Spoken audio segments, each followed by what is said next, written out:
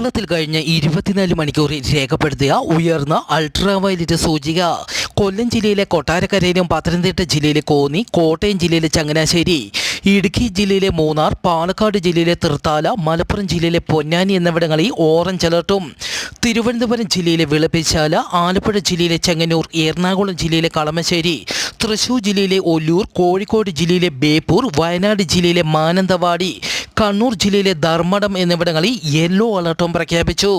പകൽ സമയത്ത് പുറത്തേക്ക് ഇറങ്ങുമ്പോൾ തൊപ്പി, കുട എന്നിവ ഉപയോഗിക്കുക, പാദരക്ഷകൾ ധരിക്കണമെന്നും അറിയിച്ചു. കാലിഫോർണിയയിലെ ലോസ് ഏഞ്ചൽസിൽ ടൂറിസ്റ്റ് ബസ് മറ്റൊരു വാഹനവുമായി കൂട്ടിയിടിച്ച് 32 പേർക്ക് പരിക്ക്, ഒരു മരണവും സ്ഥിരീകരിച്ചു. ഇതിൽ 2 പേരുടെ നില ഗുരുതരമെന്ന് റിപ്പോർട്ടുകൾ.